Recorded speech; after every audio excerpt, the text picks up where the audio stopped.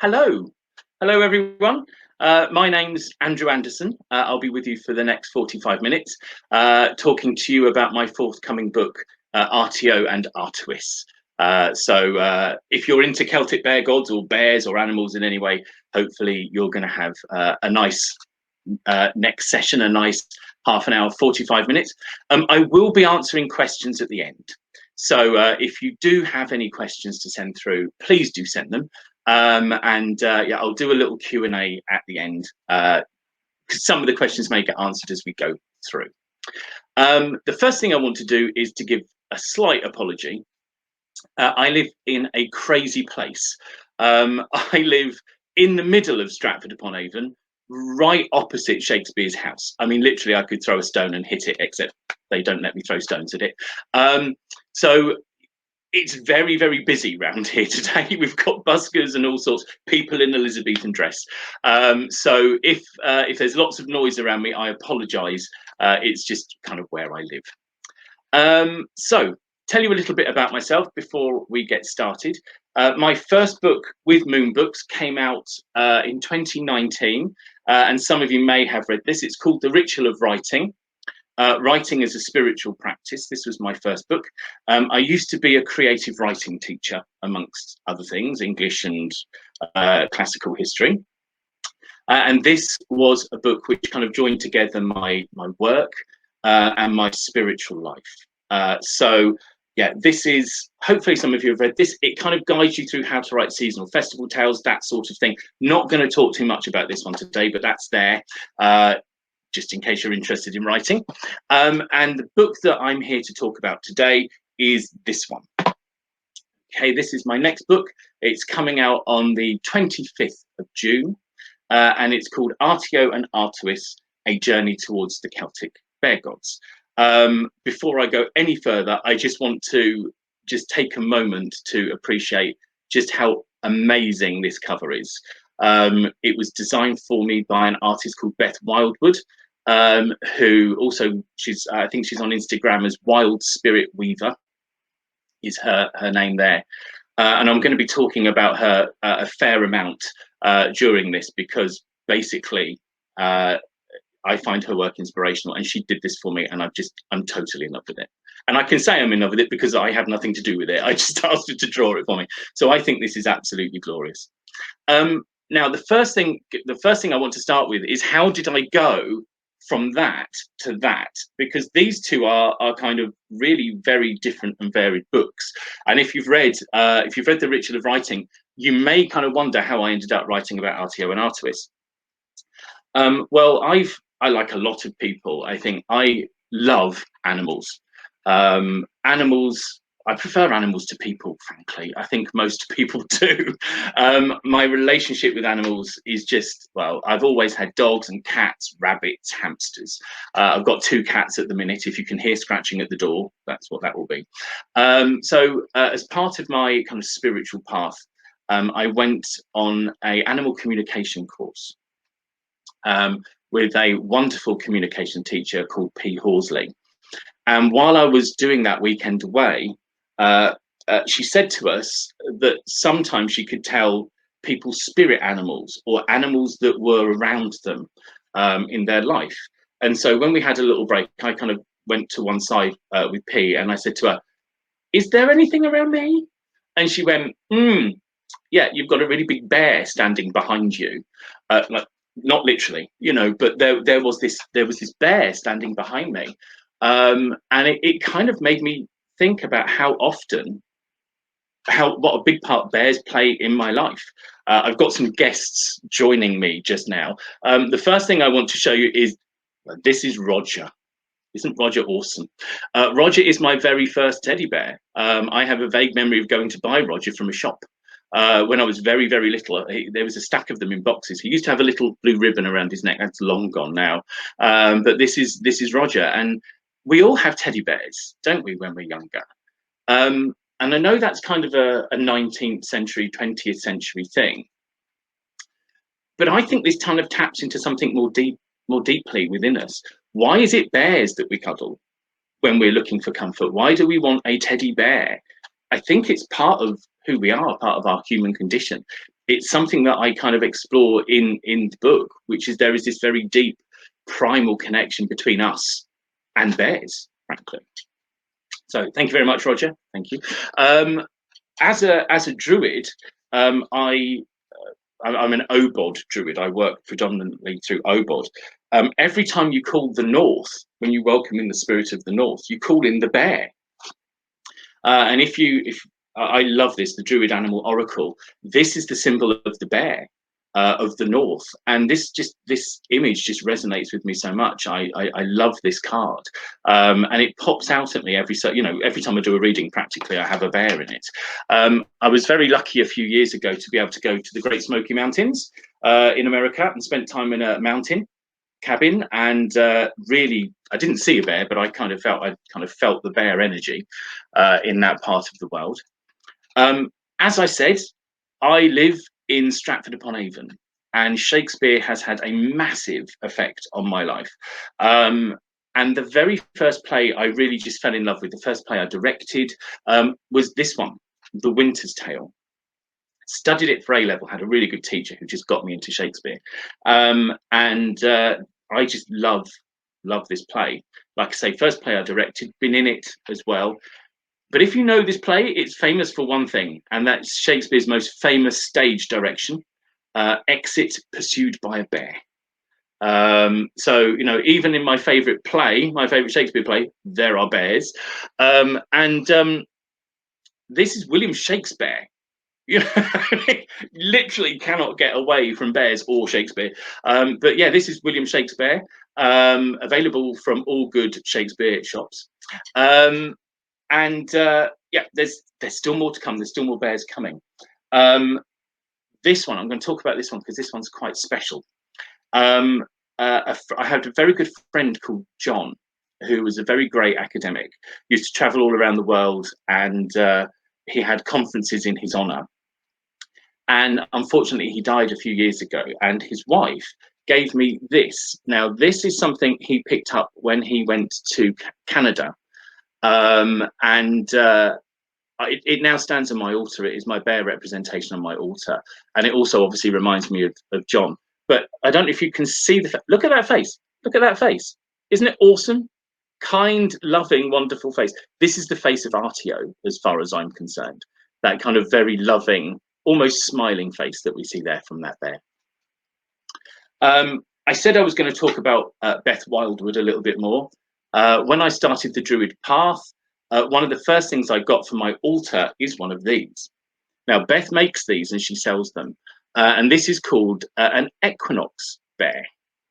And you have these on your altar. And as you can see, this is a brown bear. He's got like rays of sunshine coming off of him. There's kind of a nice light, a representation of the sun in the middle. And you turn this round to face that way at the spring equinox. And it stays that way until the winter equinox. And at the winter equinox, you turn it round. And on the other side is a black bear with the moon and the stars. And I love this. This takes pride of place in my altar. And when I get to an equinox, I really look forward to turning the bear round. And it kind of just helps to give the flavour and the character of that part of the year, I suppose. And then kind of got a bear from Switzerland, because as you can see, I've got a Bern t-shirt. I'm going to be talking a bit about Switzerland today. And then just the other day, I bought a new Oracle book. It's called Bestiary by Maya Toll. And the first card that popped out of me was the bear. There it is. This one's about cycles, which are also going to be very important in our talk today. So why did I write a book about bear gods? Because there are bears everywhere in my life. These paw prints aren't bears. These are cat prints, but even they look like bear prints. So the bears were kind of churning away in the back of my head. And I was lucky enough to read a couple of pagan portal books. Morgan Daimler's wonderful book about Thor, which is really thorough, really kind of academic, and it's a wonderful, all-encompassing read about Thor. And I also read Gwynap Neath by Danu Forrest, which is also an excellent book, and it has a really personal, strong connection to Gwynap Neath from Danu's point of view. It's a very personal book. And after I'd written The Ritual of Writing, I was like, well, I wonder if I can write something like this. I wonder if I can write a book about a deity. So I spent some time thinking, well, who am I going to write about, frankly? And the name that just kept coming back and back was Artio. Artio. I'd encountered Artio a little bit through some friends who just kind of, shared some memes and things and talked a bit about her. Wasn't an expert by any means, but there was something about Artio that was just drawing me towards her. And I assumed that there would be loads of information out there on Artio because, like I say, people were talking about her. But there isn't an awful lot of information out there on Artio. This is problem number one that I found while writing this book. There are five pieces of information about Artio, and I'm just going to pop through them for you. They're all on one page in my book, so yeah, that's how few pieces of information we actually have. So the first piece of information we have is an inscription on a wall, which says Artioni Biba, or Biba. And when I first found that piece of information, somebody told me it was in Luxembourg. One of the books said it was in Luxembourg. Then I read another one and they said it was in Germany. Then I read another piece and they said it was somewhere else. And I actually eventually managed to track it down to, it's now in a tourist attraction in a place called Schweinstaller in the municipality of Ernsen in Germany. Now, that doesn't sound too difficult, but this was kind of just exactly what I was finding with my work with Artio, was that it was very, very difficult to pin down any information. The little bits of information that I had, I just couldn't locate properly. So it took me a long time to find out exactly where that piece was.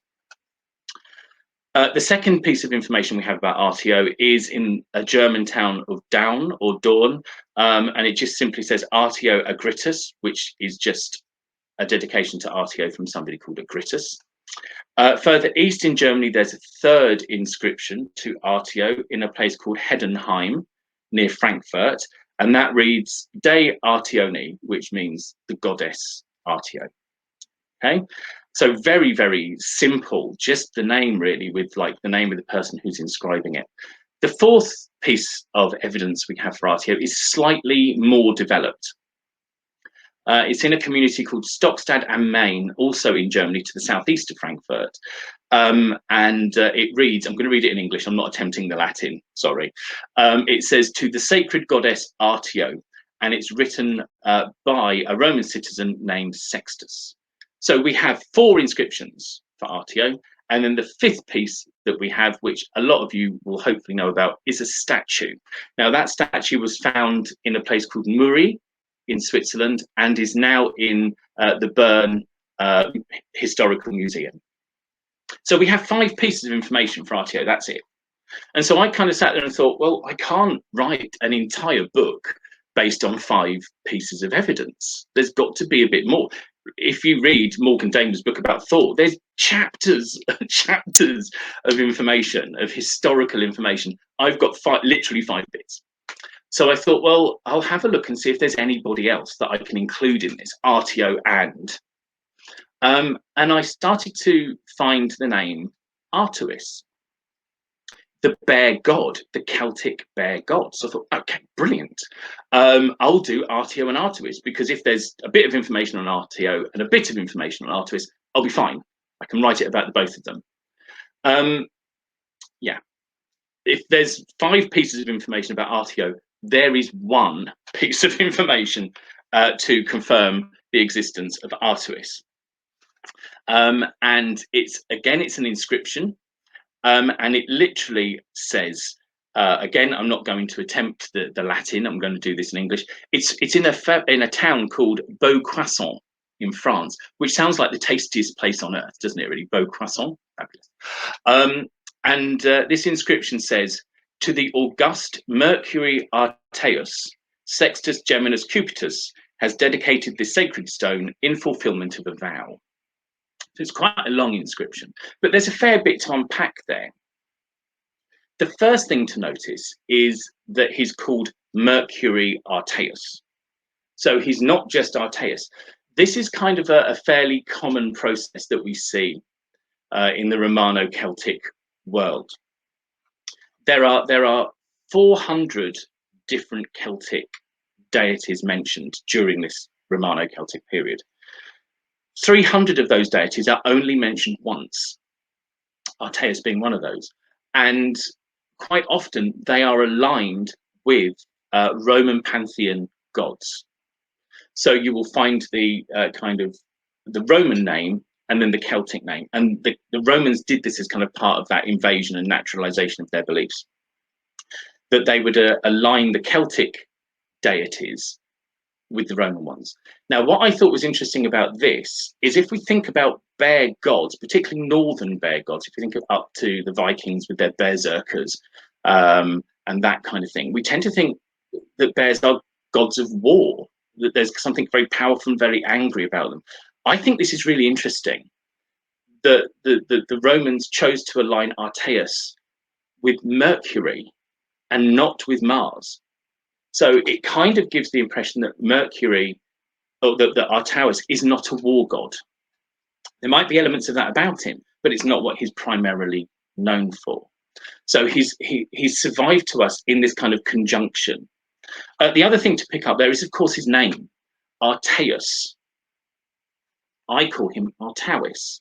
And the name is used interchangeably. Arteos is obviously a Latinized, Romanized version of the Celtic Artaois. Okay, so that's why there is a slight differentiation in the spelling of his name. So there I am with my 6 pieces of information, wondering what I do next. How do I go forward with this project about 2 bear gods when I've got 6 pieces of information? And I decided that what I really needed to do was I needed to go to Bern, and I needed to go and see that statue of Artio with my own eyes. Celts believed that gods resided within images of them. And so by taking this journey to see Artio, I was literally traveling to see her. I was making this trip to get as close to her as I could possibly get. And also, a kind of a journey or a pilgrimage felt like a really good thing to do. It kind of tied in with the idea of bears and kind of the information that I was finding out about them.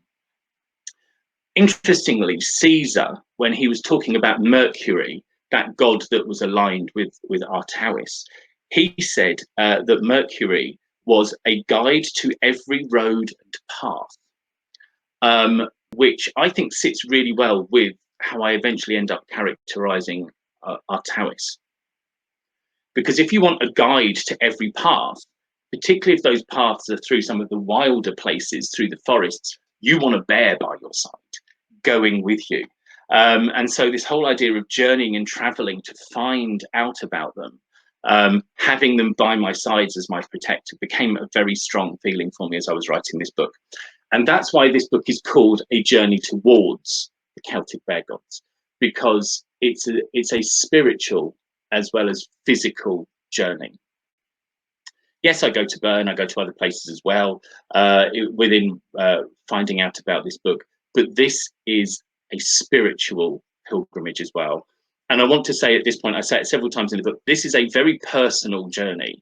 So you may read this and you may go, that's not Artio that I know. This is my Artio. This is how I found her. This is how I found Artaois. This is my journey. Okay. So yeah, one of the things about journeying is you find out quite a lot about yourself as you journey, as you travel. One of the things I found out about myself is that I'm not very good at traveling. I like getting to places and I like being in different places, but I'm not a particularly big fan of journeying. And as I was traveling across France, I went on a train. As I was traveling across France, this little voice was in the back of my head going, what are you doing?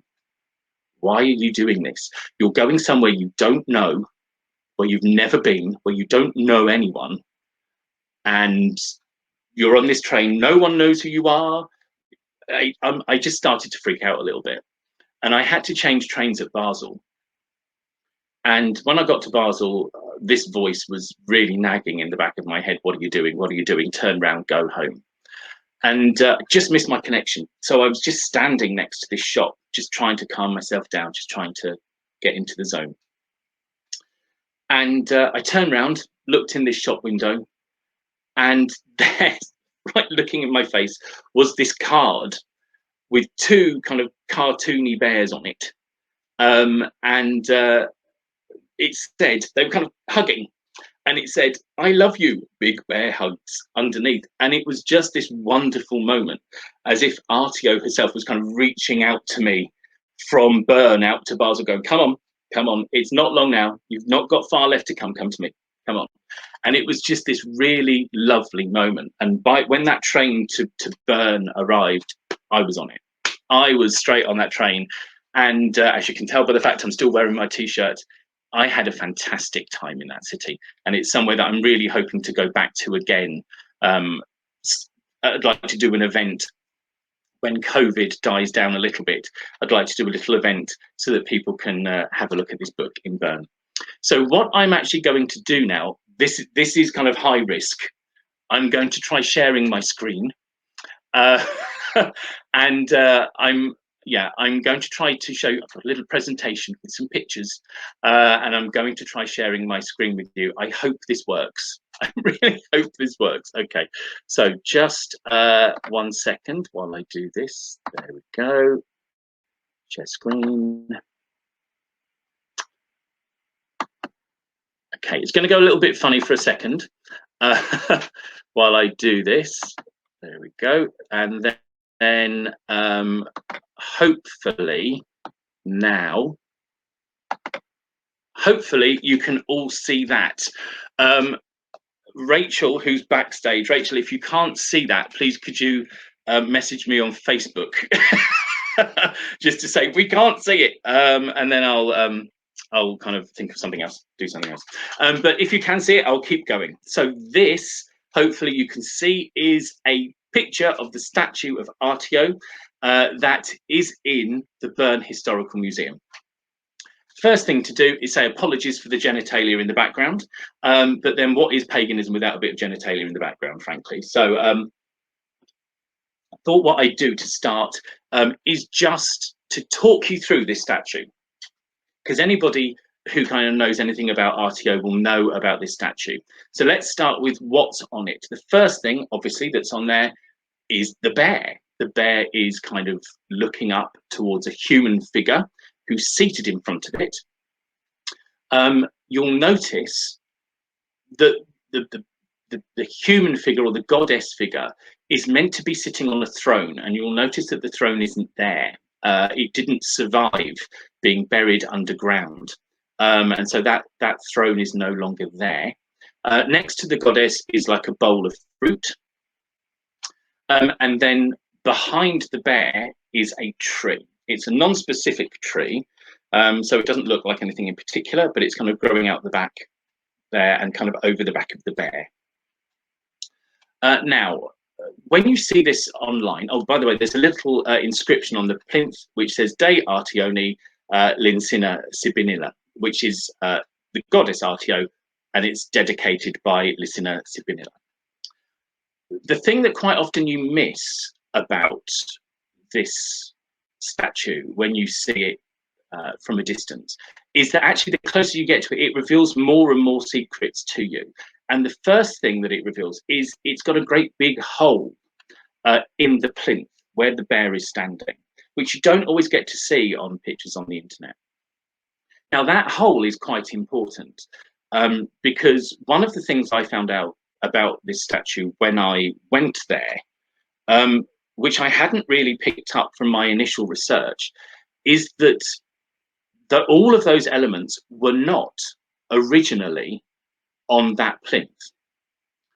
So the statue as we know it today has been changed. Something was added to it and the other bits were moved around to make way. And really, this kind of answers a central question about this statue, because when a lot of people look at it, you ask, where is Artio here? Some academics, some commentators say that the bear is Artio, and that the human figure is kind of a supplicant who's making an offering to Artio, which we'll see. Some commentators say that Artio is the female, is the goddess figure, and that she has a pet bear. And some people think that Artio is both the bear and the human.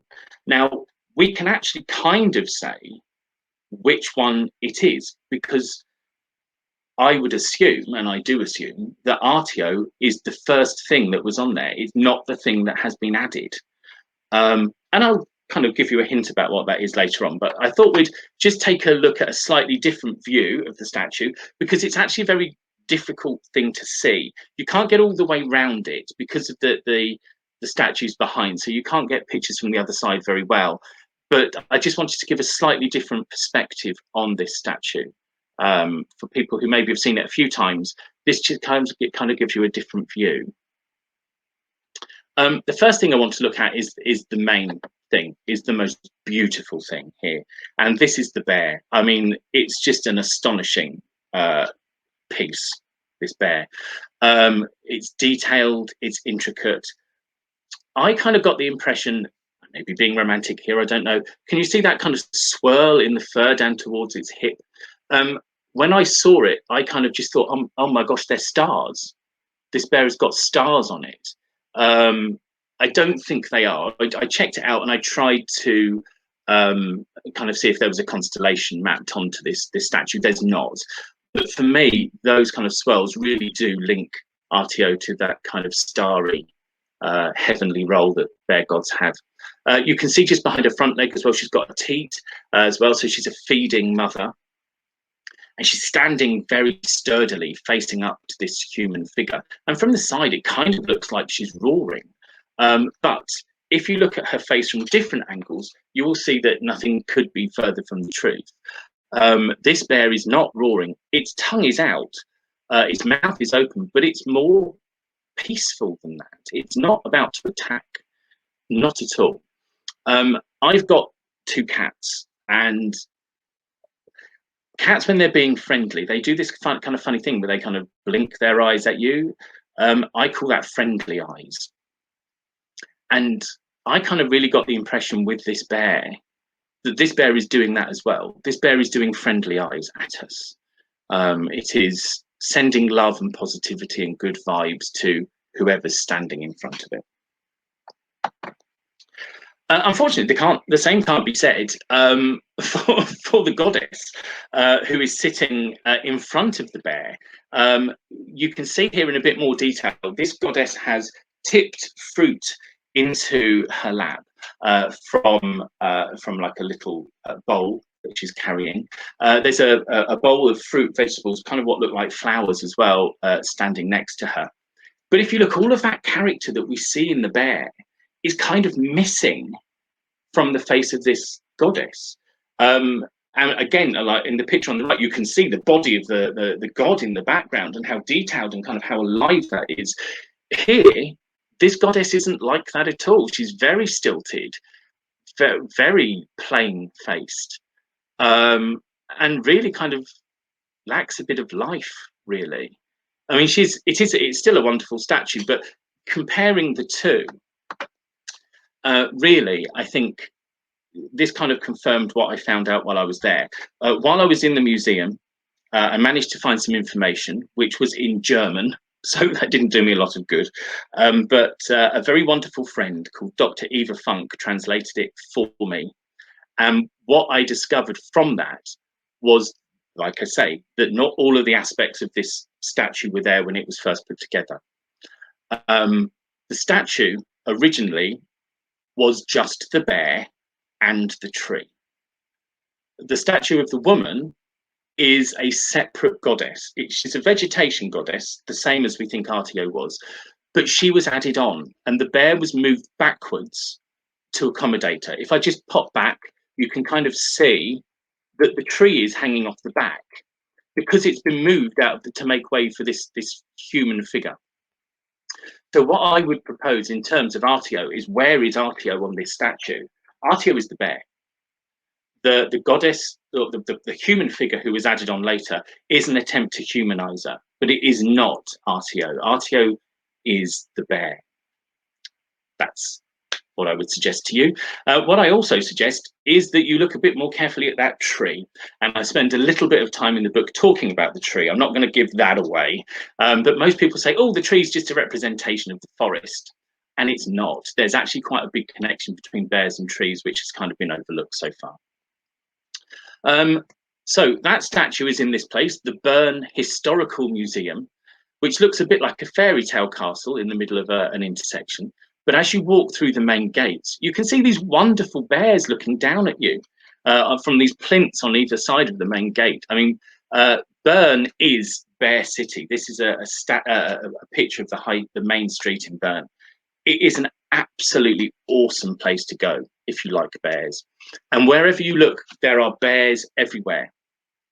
So you can see them on posters, on graffiti. That's actually the Bernese flag in the middle, which has been turned into a bit of gingerbread. And there are statues like the one on the right. And the statue here commemorates the founding story of Bern, because Bern was founded in 1191 by Berthold V, who moved to the area and said, basically, I'm going to build a city here, and I'm going to name it after the first animal that I hunt.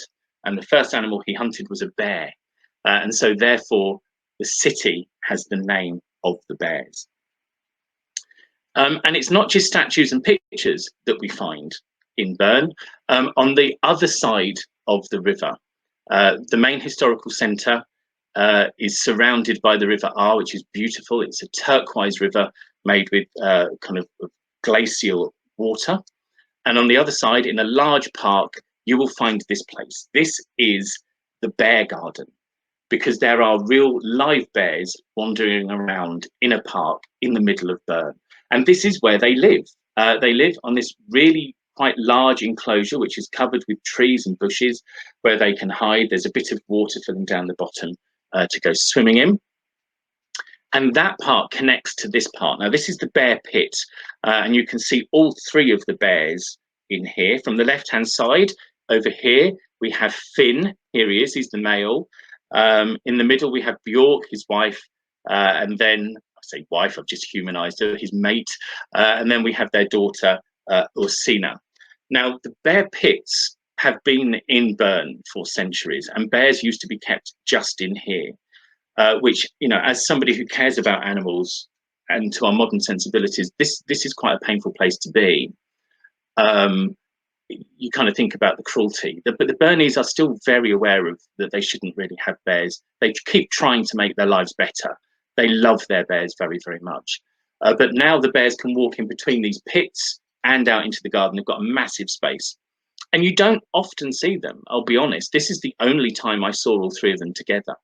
And they are beautiful, beautiful animals, beautiful characters. And people swarm to see them. They are genuinely, genuinely loved by the people of Bern. Here, like I say, here on the left, we have Finn again, Bjork in the centre, and Ursina on the right-hand side. And there they are, they're getting on with life. Like I say, I think that you only very rarely see them, very, very occasionally. You're lucky if you go and sit there and you see a bear. They kind of do their own thing and they hide, but you know that they're there. And you pick up their energy. It's a wonderful thing.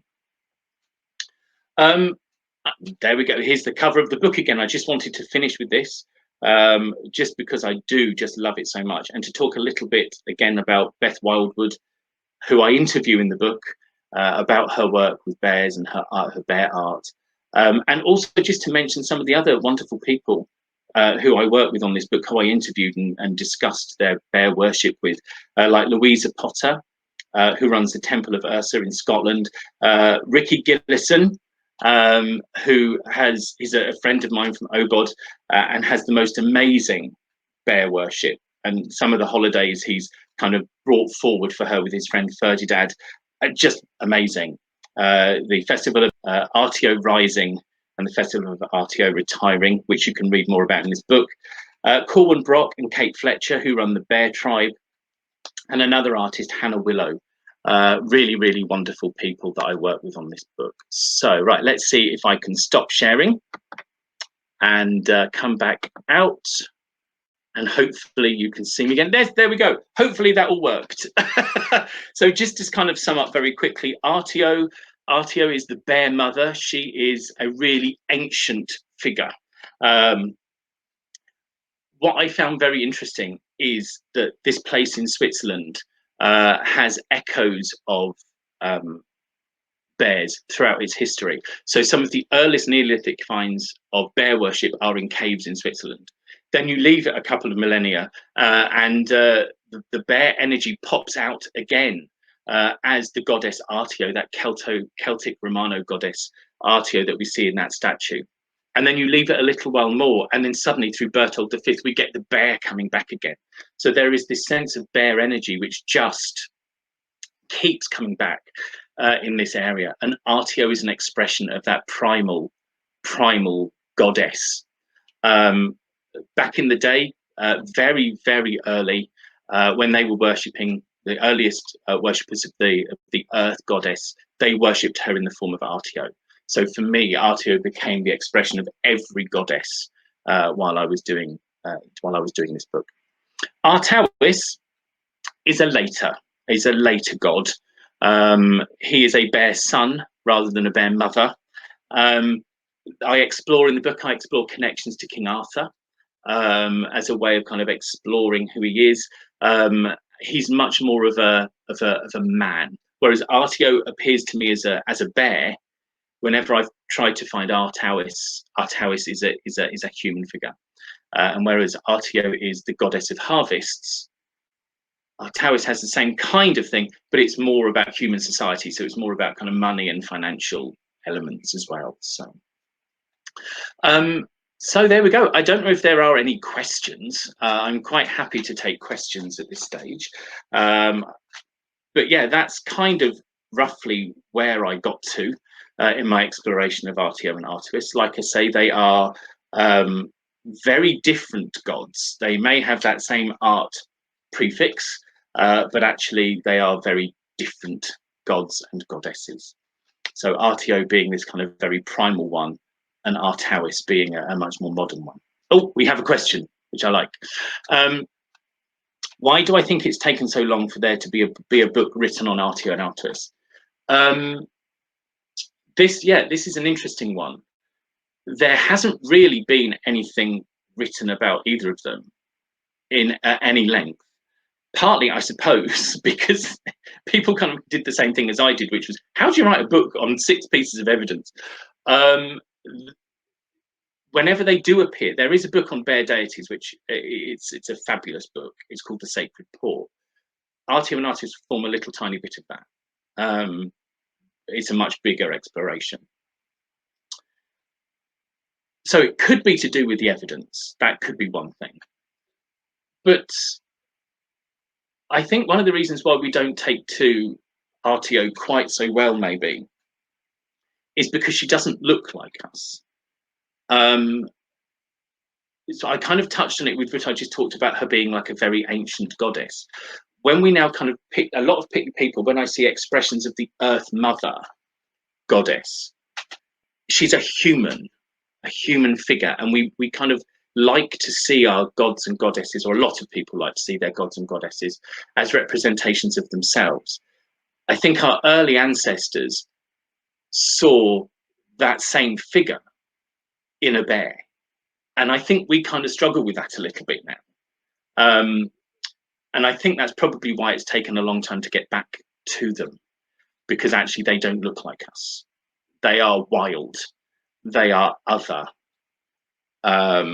Also, I suppose in England, in Britain, we haven't had bears for centuries in this country. So for us, they maybe feel a little bit distant in time, as well as in kind of expression, I suppose. I do touch on that very briefly in the book about how bears died out in England and how they kind of found their final expression kind of in medieval England, and how kind of they died out during that period, and kind of how that's left us with some quite interesting mythology. Okay, anything else? Any other questions? Oh, right, here we go. How has writing this book affected your spirituality? Yeah, it had a really profound effect on me, actually. I moved from being someone who was vaguely interested in bear gods to, by the time I finished it, I overwrote all of the other gods and goddesses with these two. So when I was praying to the goddess or goddesses, I'd just simply say, well, Artio. Okay, that's who I'm talking to, because she is that primal, that first expression of the goddess. And a lot of other goddesses are tied in with her. So Bridget, for example, also from the Celtic tradition, Bridget is a bear goddess, kind of what her name means as well. Her name has got this link to bears in it. So Artio, really, for me, Artio and Artois both kind of took over. And so when I was doing my Druid prayer, it was a god and goddess, and I would actually use the names Artio and Artois. I'm calming down a bit now. I'm stepping back from that. I am able to deal with other gods and goddesses now. I have more of a pantheon, which is nice. I didn't really mean to kind of knock all of the other gods and goddesses out of the way. It does feel, it's very odd when I was putting this book together. There was this sense of I had to express something. Maybe it was that bear that was standing behind me that was kind of tapping me on the shoulder, going, "You've got to do this." And when I finished it, it was like that was released. I still love them very dearly when I've needed protection during the coronavirus crisis recently, during those dark days. It's Artio who's been standing over my house roaring for me. I still love them both very deeply. So it has changed me. In fact, it has opened up other gods and goddesses to me as well. There we are. Any more questions? I think we've probably got time for just one more before we finish. Oh, right, here we go. Yes. Is there a connection between Artois and King Arthur? Don't know if I should tell you that. It might make you buy the book, frankly. Yes, there is. There is a connection between Artois and King Arthur. There is the same name, Artois, Arthur. If they're not, I don't believe they are exactly the same. I don't think Arthur is Artois or Artois is Arthur. There is a Celtic writer who says that the stories of the British King Arthur went to France, and as they were taken to France, they met the mythology of Artois. And so what we see when we read the French tradition of Arthurian legend, we see the two being smacked together. We see the historical British Arthur and that myth meeting the Artois myth and them kind of being smacked together and merged. I'm not so sure. I think there are elements about Artois which are very Arthurian. He's clearly a leader. He's clearly a tribal leader god with the qualities of leadership. But I think there's other stuff in Artois, which I kind of mentioned slightly. I said he was a trickster. Artois is a trickster. There is something magical about him, possibly even a little bit shamanic. So, in a way, Arthur and Artois is Arthur if you add Merlin. If you add Merlin in to Arthur, you kind of get a stronger sense of who Artois is. He's both of those characters. Yeah, so that's kind of where I'll leave that one, because I do kind of take that a little bit further in the book. There is a connection, but whether they're exactly the same person, I'm not entirely convinced. Anything else before we finish? No? Okay, that's lovely. It's been really lovely to talk to you this afternoon. I hope you've enjoyed. Thank you so much for listening and for contributing. And just to say again, Artio and Artois, front cover by Beth Wildwood, will be out on the 25th of June. And I really hope you like it. And I really hope you enjoy finding out a little bit more about these wonderful bear gods who've been with us for centuries and millennia, but who we've kind of forgotten a little bit about. So I'll say thank you very much and goodbye.